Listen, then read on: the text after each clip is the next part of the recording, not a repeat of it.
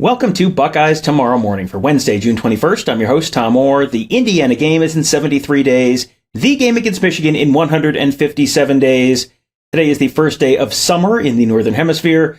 But we're going to be talking about a lot of stuff you're going to be thinking about all fall and even winter on today's show. We'll be talking a whole bunch about football recruiting, the last kind of regular Ohio State football camp of the summer. The 7-on-7 camp is happening later on today, but the last kind of official, normal, traditional camp happened yesterday, so we're going to be talking about that. But first, did want to touch a little bit on some news involving the Ohio State men's basketball team. The Buckeyes announced their non-conference schedule on Tuesday. Buckeyes open against Oakland, the Oakland Grizzlies from up in Michigan on November 6th. Big home date against Texas A&M on Friday, November 10th. The Aggies were a top 15 team last year. Should be an interesting game at the Shot. That is the night before the Michigan State football game. If you were coming into town to watch the Spartans play football, you can also come into town and watch these Aggies play basketball the night before.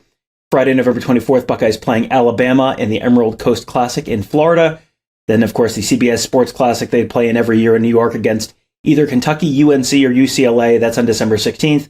And then finally wrapping up non-conference play in a neutral site game against West Virginia and head coach TBD on December 30th. So that should be a pretty interesting non-conference schedule. Kevin Noon joins me today. Kevin, this feels like a team. Last year, the non-conference schedule, especially the home non-conference schedule, was kind of bleak by and large. This year, even without the Big Ten ACC Challenge, which has gone away due to TV stuff, even without that Big Ten ACC Challenge game, this feels like a little bit more of the non-conference strength of schedule you'd expect from Ohio State, which maybe makes me think that Chris Holtmann is feeling a little bit more secure in what he has this year in his team. Yeah, when Chris Holtmann was announced, he said he liked more difficult non-conference schedules, maybe not necessarily to the point of where Tom Izzo takes his team, who plays a murderous schedule before they get into Big Ten play. But you look at the schedule, you certainly see some of those games in there. I mean, you mentioned no more Big Ten ACC Challenge. That's part of the result of not having a deal with ESPN anymore. You still have the Gavitt games, which Ohio State is not one of the teams playing a Big East team this year. But even with all of that, you have the CBS Sports Classic or Challenge or whatever the hell it's called. You have the A&M game. You have, the off-campus little mini tournament type situation. All of those things come together to put together a pretty decent schedule. And then, of course, you play the crucible that is 20 games in the Big Ten schedule. I think it'll be a really good barometer for this team, a team that turns over a lot from last year, just really based on last year being a bridge year with a lot of transfers and first-year players. Now you have a lot of first- and second-year players. How will they respond? If history tells us anything, everything is good until January, and January seems to be kind of the big defining line. Yeah, and the non-conference schedule ends on December 30th, so everything should be fine until at least through then. The other teams on that non-conference schedule, the Buckeyes will play Merrimack at home. They play Western Michigan at home. They'll play Central Michigan at home. They'll play Miami of Ohio at home. No, there is not a Big Ten MAC challenge this year, as far as I'm aware. They wrap up with New Orleans. After last year, though, they played, I think it was like their entire home schedule. The best of those teams was 300 and something in Ken Palm the previous year. So going to be a substantially better non-conference schedule at home this year, which should hopefully lead to some better crowds as well. So that is all sort of vaguely encouraging as it comes to the Ohio State men's basketball program. Now let's talk a little bit about the Ohio State football program. Lots of encouraging stuff to talk about there. I had Mark on the show earlier in the week to talk about a couple of five stars that Ohio State had visiting over the weekend that they were potentially looking to maybe pull out of the South. They had another five-star visitor at camp on Tuesday. That was 2025 cornerback Devin Sanchez. We'll talk about him in a minute. But they also had Kevin, the guy who could be their quarterback of the future or could be one of their quarterbacks of the future, 2024 quarterback Tavien St. Clair. He's out of Bellefontaine, just northwest of Columbus. He and Ryan Montgomery, both in-state quarterbacks of 2024, both have offers. And I remember watching Tavien St. Clair last year and thinking he was behind Ryan Montgomery. And just seeing him throw on Tuesday and just, seeing him, he's gotten substantially bigger. He just looked more solid than he did last year. and he looks like a much, much better prospect than he did last year, which, that's how this process is supposed to go. But what did you see out of him? He is a 4-star prospect in the class of 2024, and as I said, has an offer from Ohio State. Yeah, we've seen somebody who has certainly grown in terms of his game, his confidence, his command of his throws. I mean, he looks really good. We didn't necessarily expect him to show up. We knew that he was going to be on campus for the Wednesday 7-on-7 camp, but for showing up for the Tuesday camp certainly was encouraging. Didn't go through the full round of warm-ups, but was out there competing in routes on air and one-on-ones and looked really good. His ball placement is fantastic. A lot of zip on that pass. Really appears to be able to make all of the passes. And the thing, too, that you have to remember at these camps, he's not throwing to Marvin Harrison Jr., he's not throwing to Emeka Egbuka. You've got various skill sets of these receivers that are his age, maybe a year younger, 2 years younger, you just don't know, who are out there running the route. So, I'm watching a lot more than just, that was completed. I mean, that's not necessarily fair because there's a lot of parts that go into it, but he certainly looks like a quarterback who's going to be vying to be a 5-star by the end of all of this. I'm very impressed with what I see. And yeah, I think we could rewind this 9 months ago, and if you sat there and said Montgomery or St. Clair, I would have said, probably Montgomery. But now at this point, I haven't seen a ton of Montgomery this year. I did see him at a camp where St. Clair was at, but I've seen much more of St. Clair, and I'm very impressed with Tavien. Yeah, and both of those guys are expected to be at that 7-on-7 camp later on today on Wednesday at the Woody Hayes. We will be there as well, so may get a little bit more of an apples-to-apples comparison there. And again, it is 7-on-7. It's not a game, but that's a good chance to see those guys throwing against presumably similar competition. So that'll be something we'll be watching closely on Wednesday. You may hear a little about Tavien and Ryan on tomorrow's morning show as well. One of the guys that he was going up against, they are big on competition at the end of those camps. And so they'll try and match up, some of the top wide receivers with some of the top defensive backs. And, have Tavien St. Clair throw against some of the better defensive backs because they want to really get a sense for, how does he stack up when, the talent is equated, as they say. And one of the guys they put him up against at one point was 2025 cornerback Devin Sanchez. He is a 5-star prospect, number 6 overall player in the class of 2025, according to the 247 Composite. So a 5-star by just about any measure. He's at a North Shore High School in Houston, which is a school where Ohio State has had a bunch of targets and not a lot of success in recent years. He was very impressive. Sometimes you go to these camps and you look at the position group and you kind of know, okay, he's going to be with, obviously the 5-star guy is going to be working with Tim Walton, that, and he's probably going to be sort of towards the front of the group, but you don't necessarily know, is he the first guy, is he the second guy, is he the third guy? This one, there was no question. This is a guy who's every bit of 6'2", long, fast, good change of direction, very impressive. Kevin watched basically stayed on the offensive side of the fields on Tuesday. I watched the defense, and boy, there was a lot of attention around Devin Sanchez. Ryan Day spent probably 30 minutes watching the corners running through drills. That was pretty much all Devin Sanchez, I think. Very, very impressive.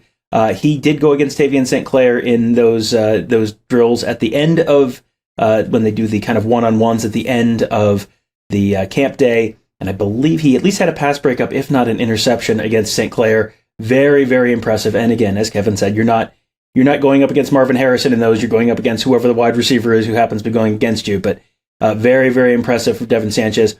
He will probably be tough to pull out of the Houston area.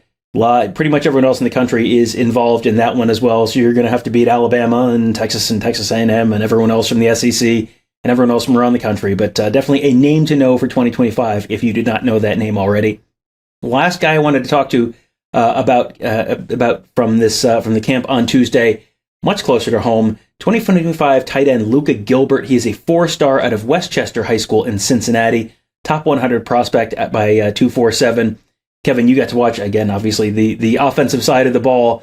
So what did you see out of Luka Gilbert, and how much, you can generally tell how interested Ohio State is by how much attention he's getting, and where is Ryan Day watching? How much attention was Luka Gilbert getting, and what did those coaches see when they were watching him? Yeah, another good one out of Lakota West High School. I mean, he looked really strong out there. Big body. I mean, you sit there and you're like walking up on the field that he's working out on. It's like, which one is Luka? Oh, that guy right there in the red shirt and the black shorts. It was very easy to spot him out.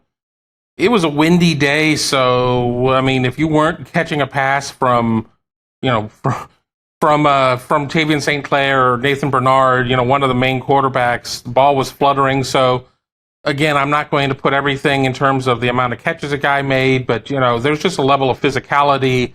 He's strong. I mean, he's pretty quick for his size. I mean, again, he's a tight end, so we're not expecting him to be a 4.42 guy, but he certainly looks the part.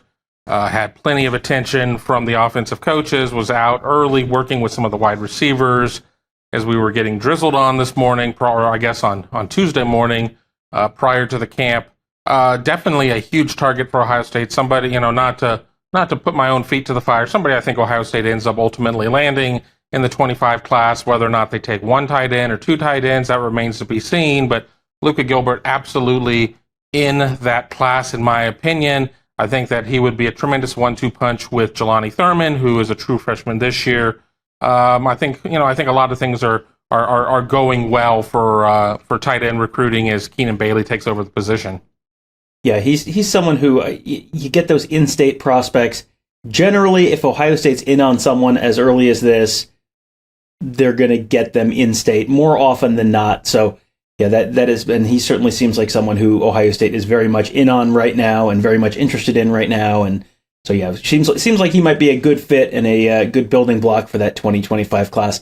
Now coming up on Wednesday, the last official day of Ohio State camps, the full month of camps in June wraps up on Wednesday with the 7-on-7s. We got to watch these last year, Kevin, and they're very interesting because you get the full day of competition. Normally at camp you get a lot of individual drills, and then right at the end of the day they kind of give you 30 minutes of one-on-one and individual competition to see winners and losers and how guys are competing. This is a chance to watch, especially in the case of quarterbacks, watch these guys throw all day long. Watch the wide receivers run routes all day long. There were guys who did not make it to camp on Tuesday. There's some guys with some flight delays who are going to be there for that 7-on-7 on Wednesday. Should be a really, really interesting day. Is there a position group you're most interested in watching? Is there a team you're most interested in watching? An individual player you're most interested in watching? Who are you, what are you looking forward to most on Wednesday? Yeah, there's a full mixture. Let me preface this by saying 7-on-7 is not football. I mean, it is fake football. For those who don't know, it's skill positions against defensive skill positions. There's no line play. There's no pass rush. So, I mean, there is. I mean, it's like when you were playing as a kid, playing Nerf football, 3 Mississippi, and if you don't have the ball out of your hand at that point, it's a coverage sack or whatever the count may be. But with that being said, I certainly want to watch Tavien St. Clair. I want to watch Ryan Montgomery. I want to see how the quarterbacks look. Dorian Brew is supposed to be there with his high school. I'm interested in seeing what he looks like out there in this type of situation. There are going to be a lot of teams that have a guy or two, whether or not they're 25, class of 25, class of 26.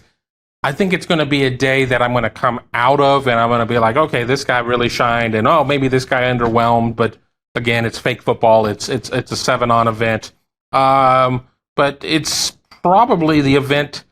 I have conflicted feelings. I love the fact, as you had mentioned, they just get right to it, and then it's competition. There's no drill work. There's no an hour of warming these guys up or anything like that. It's like, stretch out. Okay, here we go. We're playing. And that's exciting. On the flip side, it's really easy to absolutely misread a guy because he's running, he's throwing against air, or this guy is, playing against guys that are just, God bless them, not going to be playing collegiate football or whatever. And, you see a lot of domination. So you have to go in with a very open mind and kind of understanding the parameters of what it is you're watching. And if you can do all of that, I think you can gather a lot of information at an event like this. Yeah, it definitely is. I think I had Mark on the show on Monday, and he talked about this, where he, you can get more out of 7-on-7 than you do out of individual camps in a lot of cases. Not as good as watching games, but this is a chance to watch all of these teams play all in one spot, and you're just kind of walking from field to field and watching different guys, and you can see guys kind of back to back and really have a little bit more of a comparison. So it should be a very interesting day out at the Woody Hayes Athletic Center on Wednesday. We will be there, Kevin and Tony and Mark and I, Should have team coverage at BuckeyeHuddle.com. Lots of interviews and lots of highlights, lots of photos, lots of all that good stuff. All at BuckeyeHuddle.com, YouTube.com/BuckeyeHuddle, Facebook.com/BuckeyeHuddle, Twitter.com/BuckeyeHuddle. If there's a place, you can find us there. Instagram. We are at all the places. But the only thing you got to remember is Buckeye Huddle and BuckeyeHuddle.com. That's how to find us in all those spots. Should have a lot of fun stuff for you there. We'll have I'm sure, plenty to talk about after getting to watch all that football or pseudo football on Wednesday. This time of year, pseudo footballs. We'll take some pseudo football this time of year. Regular football is still, what did I say off the top of the show? 75, 74 days away. So we're getting there. But you'll get a little dose of pseudo football. Lots of insight and analysis from that 7-on-7 camp later today at BuckeyeHuddle.com. That will do it for today. Thank you guys all for joining us. Have a great day.